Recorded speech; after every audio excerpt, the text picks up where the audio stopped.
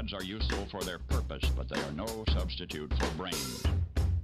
All right, here we go. I have to say, well done, Ray. Well done. Well played, my adversary. Well played. Phoenix isn't gay, but if he was, he'd pick Fremont. Oh yeah, he'd be living down there with you in the bunker, man.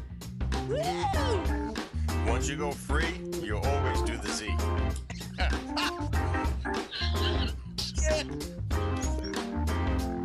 Like one day of not going to Duncan, and you could get a controller, a new Xbox, possibly even a cord.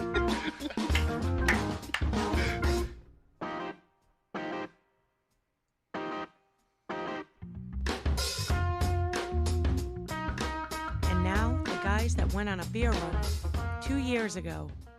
Welcome to BGFG episode 316. I'm your host, Chris Phoenix, and joining me, actually not joining me, is Fremo. Fremo is still camping. He's out in the woods. I don't really question it too much. He kind of goes out there. I've seen him come out of the woods, and he's usually dirty and muddy, and I don't really ask a lot because he lives down south, and I usually hear banjos. So I don't ask a lot.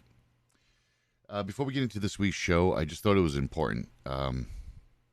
Freeman and I have been talking offline, and it's really nuts out there. And a lot of times we try to bring you news that isn't always the most common news out there. But today I just thought it was important that we kind of divert from all of that stuff. There's civil unrest everywhere. And we at BGFG believe that the mainstream media is doing a good enough job of bringing the bad news and the scary things to everybody's doorstep as it is. Not that you don't have a right to know, just that I'm sure if you're listening to multiple podcasts, there's always a talk about this sort of thing. And Fremont and I felt that we shouldn't be doing that. You'll hear things going forward for the next several months, as we've done in the past. You're going to hear a few things, but we're trying to stay away from the main news because it creates arguments and tension, and that's not what we want to do. So we're just going to touch upon a few things here and there, but not to the magnitude of other shows and other things. So without further ado, let's get into this week's news because some shit you just can't make up. BGFG News. You heard it here third. Opening up this week's show is a story from Central Park, New York. Now, this video, I was going to play the audio on the show itself. I was thinking about playing the audio, but the more I listen to it, the more it just annoys me. It really annoys me. So they're calling this Central Park Karen, and her real name is Amy Cooper. And she has apologized, all that. But there is things and moments, us as humans, and I know there's not enough people listening to the show to make a big difference, but I'm always one, and Fremo is as well, that always says, be the change you want to see in the world. And when you see things like this, I posted the video in the show notes. When you see the video, it explains a lot of the points very well to how African Americans feel right now. So Amy Cooper was in the middle of Central Park, and a African American gentleman, was sitting on the bench enjoying the birds. He kindly asked her to leash up her dog because there is a leash law, and she lost her shit. Just completely lost her shit. She said that he was attacking her and threatening her. She actually said she was going to call the police. He didn't even move. He's like, go ahead, call the police. I'm not going anywhere. And she did, and she said she sounded even worse than she did when she was yelling at him. She sounded really threatened over the phone. And the whole time she's choking her dog and moving her dog around and doing all that shit.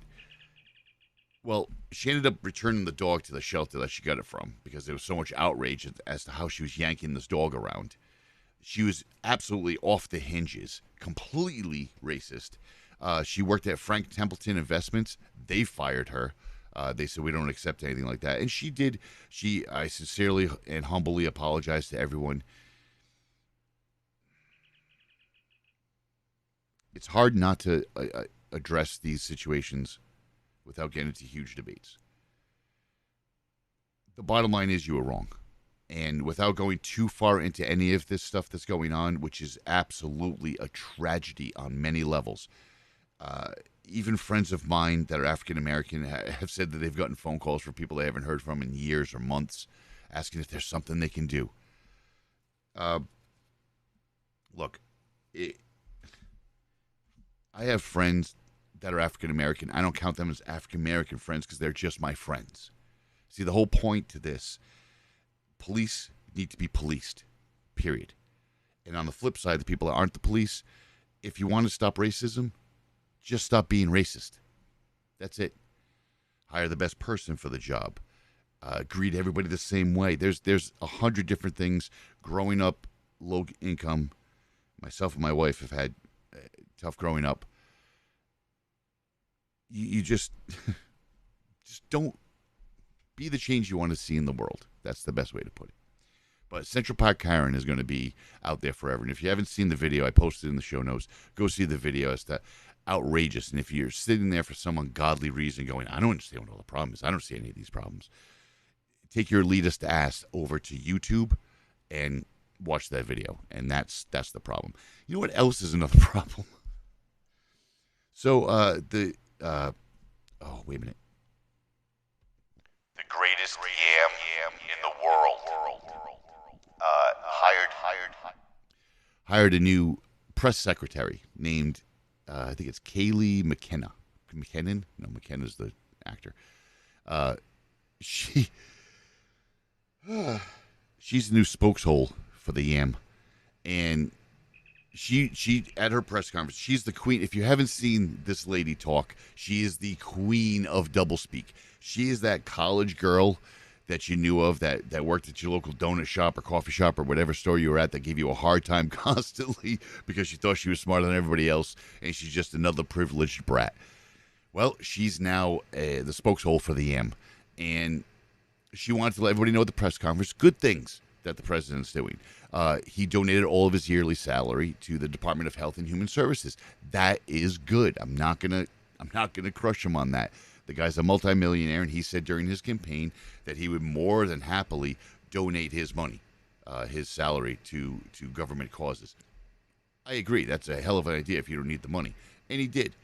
Now, granted, being a press secretary for this administration is probably not easy, and a lot of people have failed miserably, and you could tell that they were hitting the bottle pretty hard toward the end.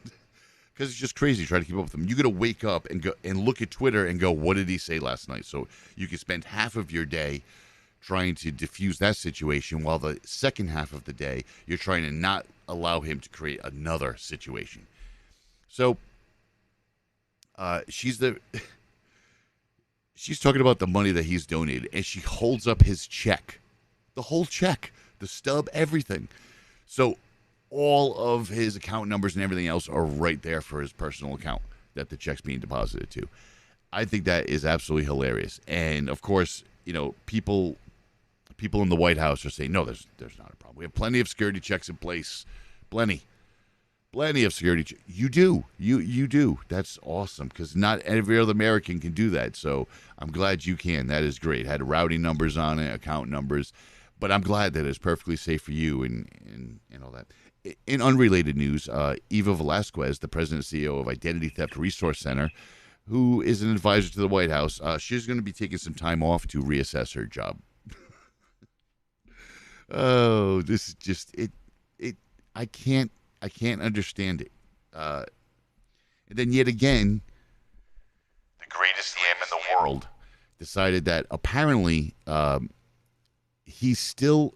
I think he's still a little upset about not being allowed to have a military parade. Now, if you didn't know, the president wants to have a military parade. The kind of things you see, China, Russia. I wonder what those two have in common. They do military parades. What's the common denominator with those two countries? Anyway, I'll let you figure that one out. And he decided that since we are not going to have a military parade, I'm thinking he's still a little sore on that. He decided we're going to test some nukes again.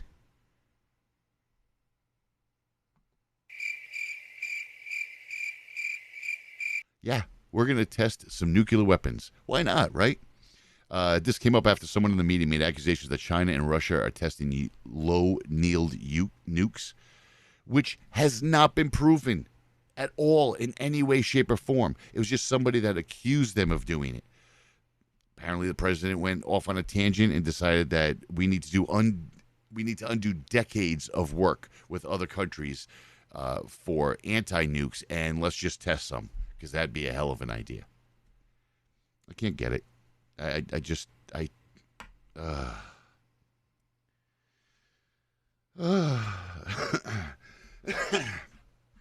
Look, don't hit the sheeple when you talk to them and they tell you about how wrong you are. Just smile, nod, walk away.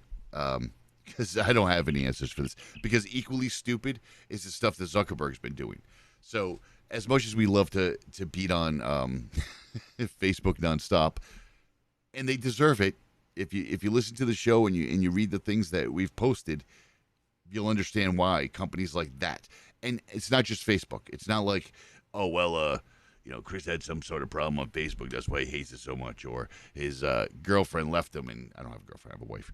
His girlfriend left him, and that's why he's bitter. Yes, those things happen. People are bitter on Facebook because they got pinched in doing something. I haven't. I don't like social media. I think I've watched divorces happen from there. I've watched people get accused of things they didn't do. I've watched people, the bullying alone on it. I mean, it's just, look, if you can't pick up the phone and call your loved one, I don't know. There's other ways to do this. And the bottom line is that Facebook has done it poorly. If it was any other company, or if it was a company that actually cared about everybody's security, me and Fremo wouldn't be bitching at all. But Facebook literally doesn't care about you in any way. They care about their money. That's it. And they will sell you in a heartbeat. Another case in point where they don't care about people. Zuckerberg has now said because of the coronavirus, they've learned that they can actually allow employees to request to work from home permanently, which is great. I mean, who doesn't want to work from home? And they've figured out, and a lot of companies have done this during the COVID crisis, is that they figured out that they can actually work from home and still get productivity done, which is great. It's great for everybody. And Fremo and I have talked about this. We've foreseen the future where you have an apartment or a home or anything else, and you have one room dedicated to not only work, but you have it dedicated to school, kind of like a learning room. I'm sure we'll come up with some sort of witty name for it, but that room, and we're starting to do it even here in my house, where we, my stepdaughter has moved out, and now we have an extra room, and that's kind of going to become kind of like the media room, where we can take meetings. I have meetings for multiple things, and the kids have their school in there. Karate does, a lot of the karate schools are now doing remote access, so all of this in a room that's easy, that's nice, that's pleasant, doesn't have anything hanging, is very pretty and easy to have in the background of your video camera. I think that's a brilliant idea, and I think that's the way we're going. So when Mark Zuckerberg announced that, I'm like, that's great. That's finally, this man is doing something that other people want. Then he turns around and he's saying, okay, I'm looking at about getting half of the company to work remotely. It's going to be great. It's going to be thoughtful and responsible. You're right. And then he turns around, kind of like on the sly, turns around and says, look, if you're leaving Silicon Valley and doing remote working, we're going to have to adjust the cost of living. Your pay is actually going to decrease because you moved away. So let me give you an example. Let's say that you were working out in California, really hated it for some reason. You wanted to be close to your family. Maybe a relative is sick or something. You wanted to move back to Massachusetts. You can work remotely. Your job literally allows you to work remotely and maybe once or twice a month fly out to California for meetings. It's feasible. It's starting to be the commonplace in a lot of different companies now. Now, if you do that, you're actually going to make less money than you did before. So all that work you did to make the money that you were making, you're going to make less. And I mean, he just doesn't care. And then he turns around and he says there'll be severe ramifications for anybody who lies. So essentially, because, again, what Fremo and I immediately thought about was that if you sit there and you are going to work remotely and you know that there's 5 or 6 interns or something that are living their co-op in a house, they're renting it out, you can put that address as yours and still make your regular money as long as they keep their mouth shut, and Facebook will never be none the wiser. People do that all across the country with schools. They move from one area to another, and they don't want to pull their kid out of school for multiple reasons. Friends, the accommodations they've gotten if they have a special needs child. I see that a lot. If they're just at their senior year or the end of their junior year, they just want to finish out their schooling, they'll use somebody else's address, a neighbor or somebody else, just so that the school goes, yep, they still live in this town. They do that. Is it right? Not really. I think it's kind of a gray area. I understand that taxes and everything are based upon how many people and how many students are in the school, and by how many people are living in the town that they're, or the municipality that they're attached to. But look, high school is hard enough.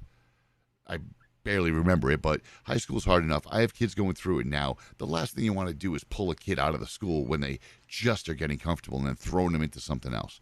I had to do it. My wife had to do it. It sucked big time, actually. I did it twice. It was awful. And you don't make any friends as much as they want to say, yeah, you'll make friends everywhere. You don't. And it's very few, and it's less and less every time you move. So this douche canoe said that he's going to make sure that everybody's doing that.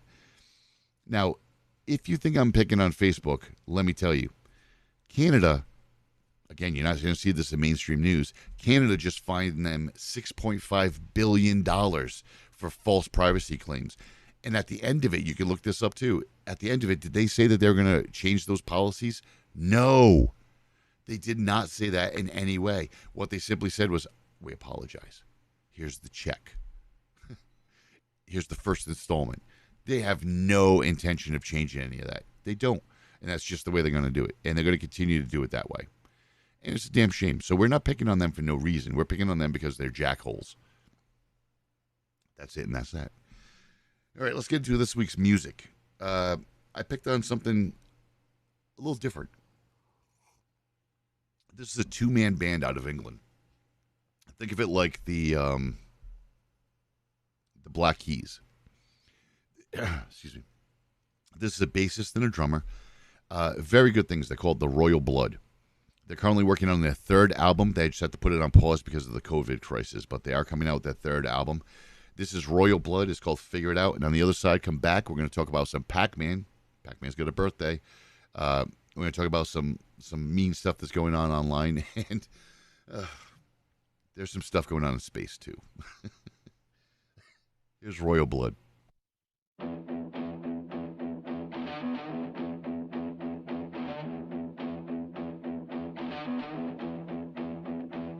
Nothing here to see, just a kid like me, trying to cut some teeth, trying to figure it out. Nothing better to do when I'm stuck on you. I'm here trying to figure it out. Getting hard to sleep, blood is in my dreams. Love is killing me, trying to figure it out. Nothing better to do when I'm stuck on you. I'm still in here trying to figure it out.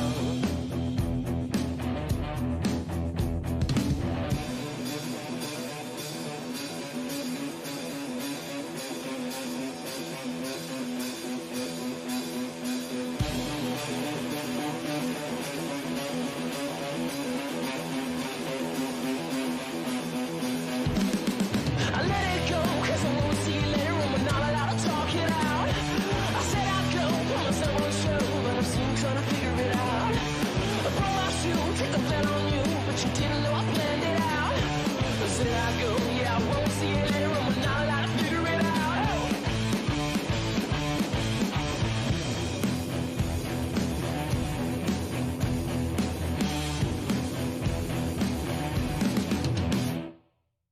Nothing here to see, just a kid like me, trying to cut some teeth, trying to figure it out. Nothing better to do when I'm stuck on you. I'm here trying to figure it out. I let it go, cause I won't see you later when we're not allowed to talk it out. I said I'd go, promised I won't show, but I'm still trying to figure it out. I blow my shoe, take a plan on you, but you didn't know I planned it out. I said I'd go, yeah, I won't see you later when we're not allowed to figure it out.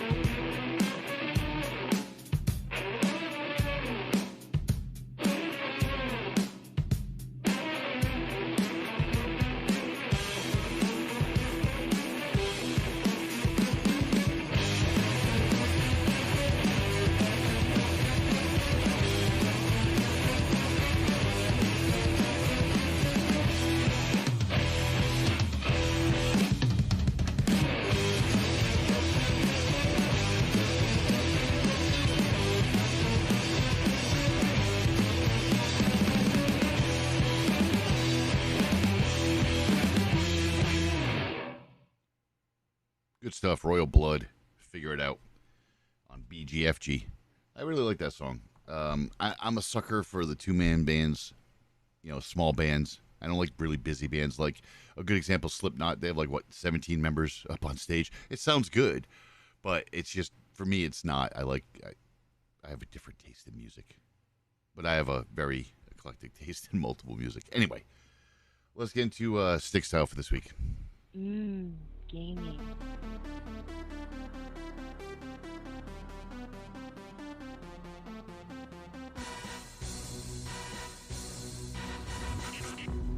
Don't forget that Stick Style is also one of our other broadcasts. You can catch us on Twitch, Mixer, YouTube at Stick Style Show. That's the one that we do on pretty much a daily basis. One of us try to do at least an hour of gameplay on Twitch. Random. It really is random what we're playing. We sometimes play PC. We sometimes play PlayStation. We sometimes play Xbox. And rarely we play Nintendo. And if you have a request or a question or anything, send it to the email. You'll find it either BGFG's website and email or stickstyleshow@gmail. And we'll go ahead and play it. We'll play it or we'll review it, one or the other. This week on Stick Style, Pac-Man, man. Pac-Man turns 40. 40! Pac-Man.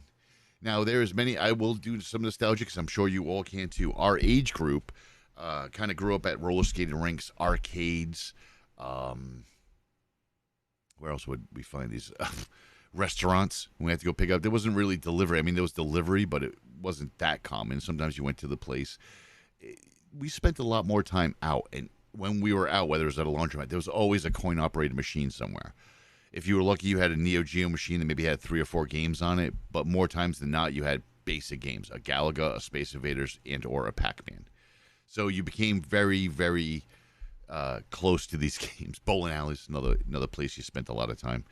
So me and Pac-Man are actually the same shape, which is round, which is nice. This is so for the 40th birthday, 40th anniversary. Namco decided to release an official Namco 1/4 scale arcade game. It is the full cabinet, it is the full Pac-Man cabinet in 1/4 scale, and they did an awesome job with this. It's unbelievably cool looking. It's got the little coin slots, and it works. It's got the actual ROM in it. It's an official product, so it has the real ROM in the machine itself. You can actually play this. It's a 1/4 scale, so I think it's like a foot tall, maybe a foot and a half. It's not tiny, but it's not big either. It's only $129. If you're a Pac-Man fan, this is the Pac-Man cabinet with the original Pac-Man logo on it, all the original cabinet design, and the Pac-Man on the top over your head lights up. Very cool. It's an exact replica. I really, really, really, really like it. Also talking about games and older gamers, those of us that remember Pac-Man and such. Look, us older gamers, we're the ones... You young kids, if you're listening, you can tell your friends because you're apparently in the know if you're already listening to us.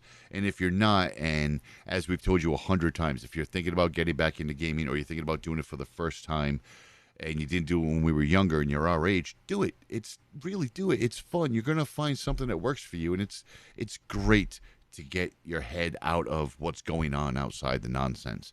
Just lose yourself in a game. It's fun, and there's something for everybody on every platform.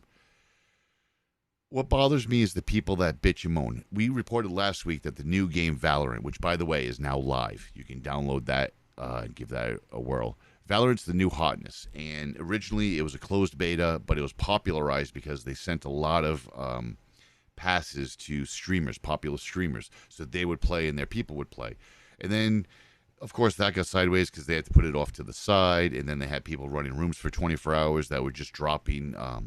free passes once in a while. And then, lo and behold, right before they announced the launch and coming out of beta, I think they banned a couple of thousand people for cheating. Absolutely. That's the way it should be. But they did ban them. And this sort of shit happens. And this is the part that gets me upset about video games. And if you're our age group or you're just listening or you're not a gamer, the good things is when you get into one with our age group are respectable gamers. Is there talking shit? On occasions there is. You're going to have those people. I play with some people from Long Island. They will talk shit forever. I've played with a couple of people from Ireland and Scotland. They will talk nonstop shit to people, and it's hilarious. But I don't like, we've had a lot of problems when there's female gamers, and this is one of those things that Fremo and I just simply don't understand. Because we've been gaming from the very beginning, we've had several people in our clan that were females, and they will whoop your ass. We've had a couple of people that were nationally ranked in racing. We've had several people that were nationally ranked in Gears of War. These girls will whoop your ass, and it doesn't matter that they're girls. It shouldn't matter if they're girls or boys. Now, we've seen it numerous times where we were sitting in a lobby, we've hosted a game, and somebody will come in, they'll hear a girl's voice, they'll be, hey, what's up, baby? Dude, that just doesn't you make yourself look like an asshole to begin with.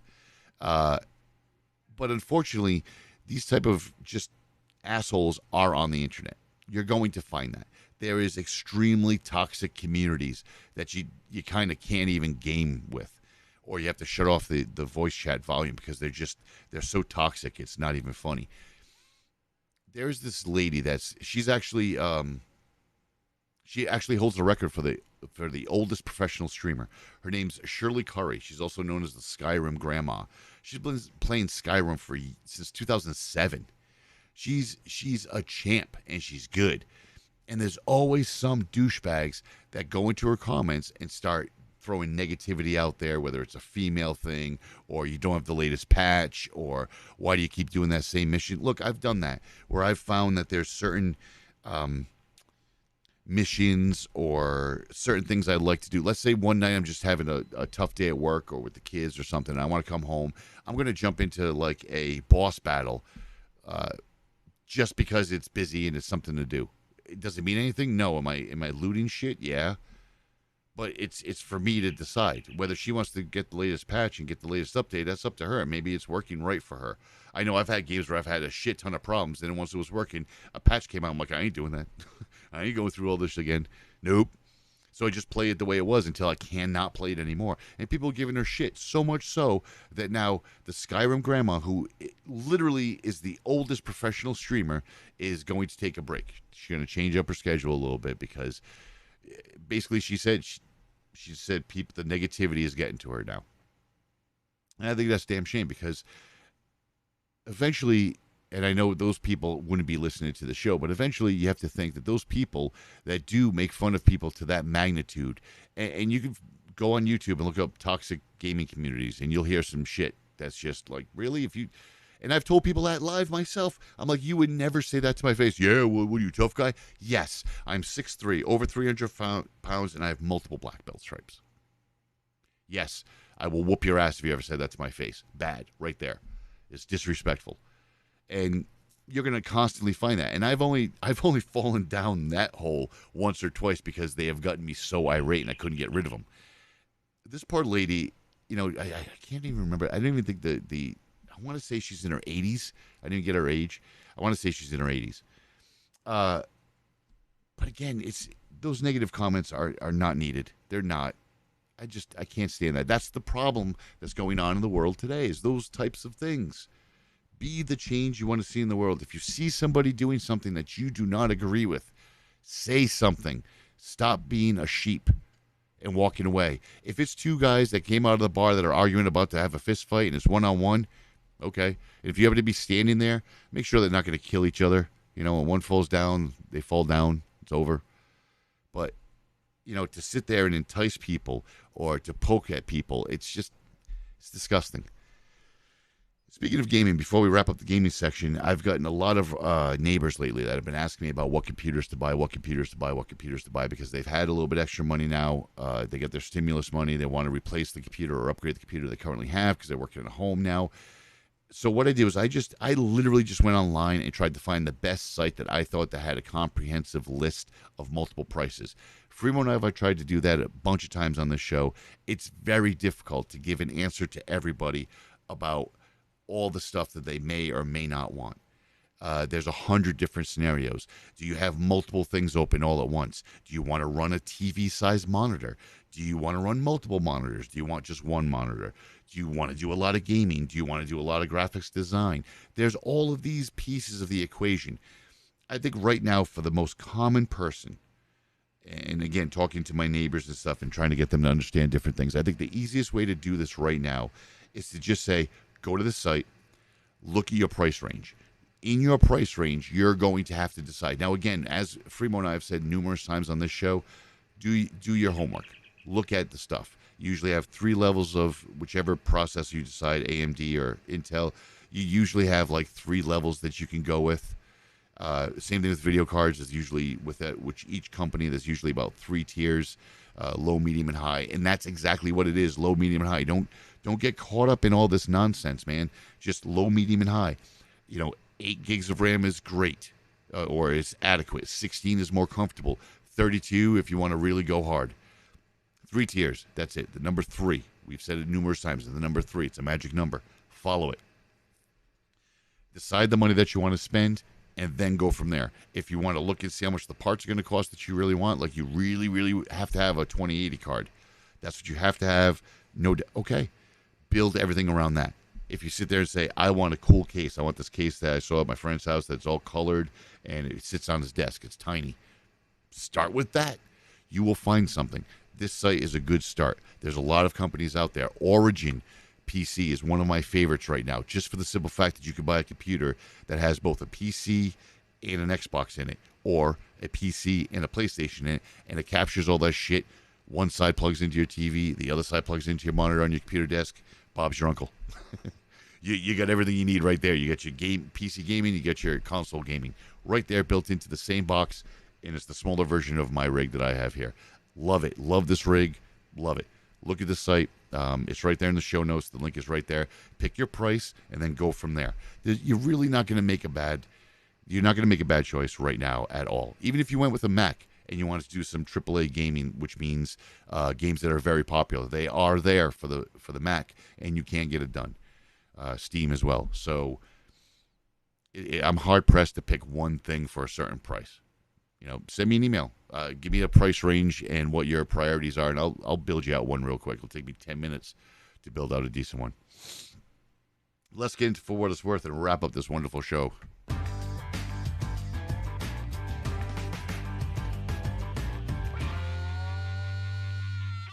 So we're going to end the show this week on some lighter notes. For instance, the first thing in For What It's Worth this week is a little company called HTC. Now, I put in the show notes, don't sleep on HTC. And I did this because I've been in this industry for a while. People sleep on HTC. Don't. Really don't. Don't. When Apple's iPhone was released, I remember it. It was like things shifted overnight. I wish everybody could have witnessed it, because we went from people in the crowd at the iPhone event were holding the most advanced flip phones and Blackberries they have ever seen. And then this thing comes on the screen, and it's got literally a touchscreen. It's something out of Star Trek. It's something out of sci-fi stuff. Flip phones, that moment, were just crap. I know for a fact that there were several companies that went outside as soon as he held it up. They went outside into the lobby and were calling their people, going, what do we have in the pipeline? Because this is a game changer. One of the first companies was Peter Chu. Was he heading up HTC? HTC was one of the first phone manufacturers to come out with an actual viable working competition to the iPhone. It was a touchscreen. It was glass. It was big. It was unbelievable. And it was their only competition. And I loved Apple at the time, so I, of course, bought the iPhone. A very good friend of mine at the time, that we also happened to work together at the time, was into HTC. And I have to admit, the HTC stuff was unbelievable. So if you look at the 10 years that they've been innovating, and people are like, oh, HTC, not innovating. Well, the HTC Vive, which we'll get to again in a minute, the HTC Vive is right up there with the Oculus Rift, and they're a proven design. That's kind of what kept the company afloat for a short amount of time. Well, 10 years, man. They came out with the HTC Dream. I got a list right here. It was the first commercial handset running Android that you could buy. I remember it. The HTC Magic, which was a touch-only interface, no buttons, The Hero, which was the first phone with a multi-touch interface and a headphone jack on the phone. That came out in 2009. HTC combined with Google to come up with the Nexus 1. Again, innovative. The HTC One, the Evo 3D comes out. It's got a kickstand on the back so that people can watch videos. It's got a rear-facing camera. It wasn't even done like that before. HTC has been innovative throughout the years. And now the former head, Peter Chu, is creating a company, XR Space. This is pretty cool. So if you look at the link in the show notes, you can see the link of all the innovations they've done. But this piece is interesting. This piece is really interesting, which is why I wanted to bring it up to everybody. I love tech, and the easier way to get tech when I get done with work and I come home and the kids are asleep and the wife's taking care of and everything's all squared away, I want to relax. I don't care if it's watching Doctor Who, a sci-fi thing, playing a video game. I don't care. I want to relax. I feel that that's what society's missing. Everything's so pressurized and busy all the time. You need to be able to relax. This is a great idea. So what this guy plans to do is he's going to launch this virtual reality headset. Remember, HTC Vive was a phone that you put in this little case and put it on your head. This is taking that to a next step. The headset's called the Mova, M-O-V-A. And it's going to ship hopefully in the fall, winter of this year. I don't know, $600. 5G support, hand tracking interface, and it's going to have a virtual world called Manova. Now, this virtual world is going to be set up a couple of different ways. It's going to be, think of it like if you've seen Overwatch, you've seen somebody play Overwatch, it's got that kind of feel to the city, to the town. You're going to have different spots you can go in. So you're going to, future-wise, you're going to be able to do meetings there if you needed to. So you can do virtual meetings where you can have a virtual space, where you can have a virtual 3D model that everybody can talk about while they're sitting there instead of passing around a PDF. That's very cool. Of course, there's going to be, downfalls. People are going to use it for dating services and stuff, but it's going to be a virtual world. This is very close to getting into our player player one setup, where you can go home, put on this Vive or put on this Movu, and get lost into a fake reality, where you can go into one room to play a video game, you can go into another room to meet up with friends, maybe a virtual bar or something like that. So it has potential. The fact that they're coming out with all of the 5G thing is bullshit. Don't even believe 5G. So I don't even know why I said that. It's going to have support, but there's nothing legitimate out there yet. The headset itself looks very, very cool, very comfortable. It'll track your hands, which means you don't need controllers. Very cool, very big addition. It's a specialized unit. It's got a kind of a high price of $600, but if they can add games to it the way the Oculus is, I think they could add something. But if they're going to use this as simply a chat space, you're going to have to come up with something a little bit better, more selling for that, because it's just going to end up being not used for that at all. It's going to be used for other things. Last piece of news is going to be about our space junk. Space junk is big business. We watched the SpaceX rocket launch, which was a huge success. We're very close to doing all that. Freeman and I have discussed on this show before. We've talked about the conspiracy theory about the moon, why we haven't gone back to the moon, the people that want to go to Mars, Elon Musk. I mean, there's a lot going on. Whether or not we actually are talking to aliens already. Do we have a space fleet already? Oh, by the way, Space Force on Netflix. Hilarious with Steve Carell. Hilarious. If you're a sci-fi junkie, watch that friggin' show. You will laugh your ass off. It is so funny and timely. It's great. It's a brilliant show. So when you look at the sky as a whole, people don't realize that there's satellites that were shot in the 70s and 80s and stuff that literally aren't working anymore, or just debris. There's pieces of rockets that have ejected. We've been to space and the outer atmosphere several times. So there's debris there too, and it's supposed to fall back to Earth. It doesn't always fall back to Earth. Well, there's really no way that we have to do that. We're just basically cluttering stuff up to where it's becoming hard for NASA or SpaceX or anything else to send anything up there, because you have to find these windows where there's no debris or the debris hasn't clunked up. Economist Matthew Burgess thinks that if we start charging people in orbital, air quotes, orbital use fee. For every satellite we put into space, we could boost the industry. I think that's kind of stupid because what are we boosting the industry for? We're not boosting any industry. We're not boosting people to go out there. Now it's going to become more expensive to build a rocket to send people into space, whether it's a luxury liner to view space or view the Earth from space and then come back down, or it's going to the space center, or maybe even a base on the moon or on Mars. Even if you're looking in the future, this is still probably not the best idea. Orbital use fee is just charging another tax. And nobody wants taxes, especially if we're going into space. Don't do taxes, man. It's stupid. Oh, it's going to fund things. Bullshit. It's not going to fund anything. It's just going to make somebody else richer. It doesn't solve the problem, though. We have to start thinking ourselves, if we're going to start going into space, we have to start thinking of ourselves as humans, the human race going into space. And let's just face it, as humans, we really are good at making a buck. So removing said junk could be something like a new waste management contract. Or, we could do what we do best and shoot the shit. Just send something up there and practice firing and stuff. And you'd be lucky because it's ironic that this shit's actually going on. During my research, I realized that this shit's actually going on right now, and it's kind of comical. We just need to dump a little bit more money into it, and we should if we want to go into space.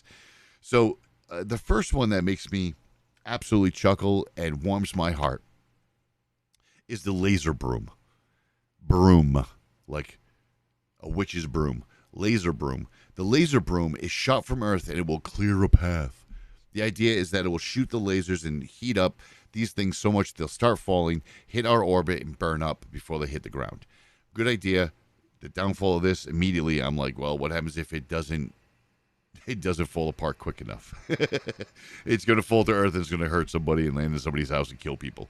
That's not a good idea. But, hey, we have a laser. Again, people, look into the back end of this shit. Like we talk about all the time on the show, read beyond the headline. The laser broom. Oh my God, that's idiotic. We're going to shoot lasers from Earth to clear the way. Focus on the fact that we got a fucking laser that can shoot from Earth to space that nobody really knew about. Come on. Pay attention. Then you got Astroscale, which is either out of Japan or Singapore. I couldn't tell. They have offices in both locations, and both locations say are the only provider or some shit. I don't know. And the Remove Debris Project out of the UK. And, of course, we, as the U.S., have one called Rocket Lab. A lot of these do the same thing. They're kind of netting the debris. I think the most brilliant idea right now is to net the debris with a remote, kind of like a drone, net a bunch of the debris, and then fire it into the sun. Now, firing into the sun is so damn hot, it'll burn up before it even touches the sun. If you watch enough sci-fi, though, you kind of have to think that might go wrong and something bad's going to happen. But I can't see how it would. The sun is massive. It's so hot that even if shit got even remotely close, it would start burning up. So I don't think that would be a problem. And I think that's a hell of an idea. Send up a drone. It'll cost us a drone. But we don't have to really make it that high tech. It's just going to basically get up there, sweep over to one side, scoop up what it can, and drive itself into the sun. That's it. I mean, what could go wrong, right? All right. That's it for this week's show. I want to go figure out something fun to do. Maybe I want to make fun of Fremo. Yeah, I usually make fun of Fremo. All right, that's it for this week. Tense down. Show's over. So you can find more of this garbage at bgfgonline.com. You can also send us an email with your questions or suggestions at bgfgshow@gmail.com. Find our podcast on Apple Podcasts, Spotify, Google Podcasts, Stitcher, Overcast Podcasts, Castro, Castbox, Podchaser, and YouTube.